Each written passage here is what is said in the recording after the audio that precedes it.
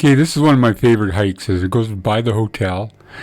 And then you catch the trail going up to Agnes Lake. But just after Mirror Lake, you catch the Parks Trail up to the summit of Peran, over Peran, down the slide pass, into the valley, around Agnes Lake, and then you rejoin your other trail. Is like the lake, you'll come to the lake, and then you have this great scenery, and if you get a day like today, it's beautiful. All right, here's your key junction. You want to take the right-hand turn here, and just look for the little statue of Conrad Kane. Probably the greatest guides. Oh, this is probably the Swiss guides they're going with. It's got to be Swiss.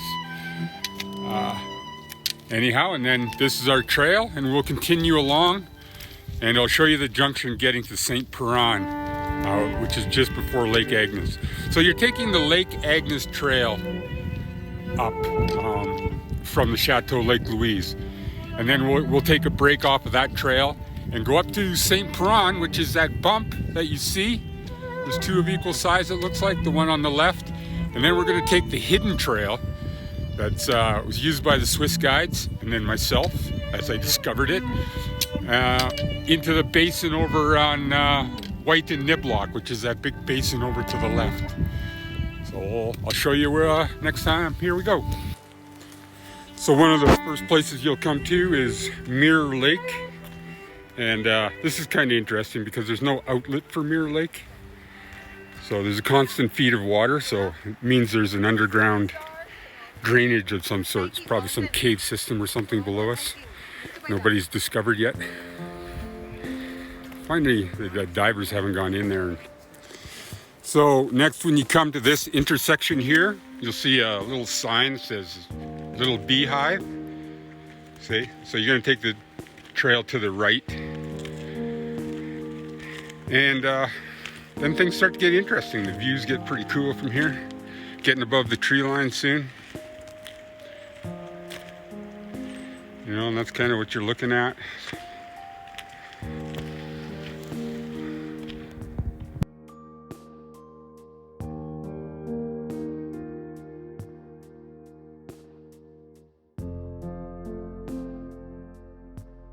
Okay, so you come walking along and you'll get this viewpoint. It's quite obvious, big rock. And then also we have a park sign above us. This is a turn you want to take to get to St. Peran. So from the summit, you're going to head straight west, down into the saddle, take a steep drop down some slide paths, hit the valley bottom, pick up a trail, join the main Parks Trail around Lake Agnes. You'll quickly pass the tea house, and then joining the main trail back to the parking lot. So you can be certain that the Swiss guides would have taken their clients. This would have been one of their bread and butter things for the area. Quite a simple route, a bit adventurous, and it's off the beaten trail. Of course, in those days they were making the trails. There wasn't the defined Parks Trail that we have right now. Oops, watch where I'm going. The last thing you want to do is be rescued by Parks Canada. And you can't be on my Facebook page.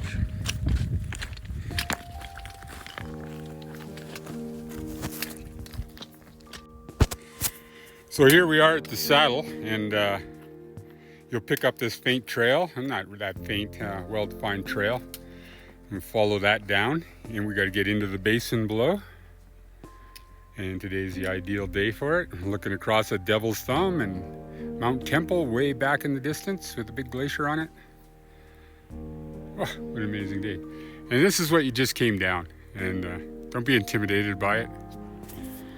So far this is the sort of crux. It's a little bit steeper, so you got to kind of hold yourself back. This is where hiking poles are really nice.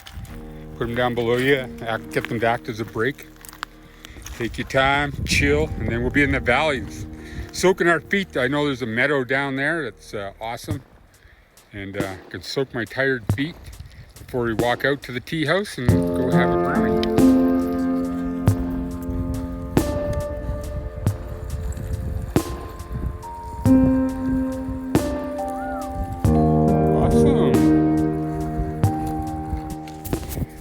Yeah, so eventually we get into the basin here. This is awesome. The worst is over. Now it's just an easy peasy trail. And you can drink the water here. Because there's no animals above us. That's where the water comes from, in that basin, the snowfields. You just can't see there. And so I always take a full vial of water home with me of this stuff. The Inukshuk colony here. A little bit of Inuit appropriation. And Ty Eiler took off, so I can't find him now. He's talking to a couple of young people that were going to climb Niblock. A little late in the day, but they'll be fine. Pretty little alpine lake. Good swimming. Good swimming, says Tyler. Tyler went in. Cold swimming, I wouldn't say good swimming. Nobody stays in for long. And you join the regular trail here with these, and the folks, you'll get a little busier now, and then on your way down you'll just be running into more and more people. But we had a pretty good tour, ran into absolutely nobody, and it's the busiest time of the year. So, you know, this is one of my recommended trips for people if you're looking for something that's close by and not too busy. Because you see, people all do the normal trails like this one here, you know, over the Beehive and things like that. So the trail we just did was a little more unusual. All right, let's head her back to Banff now.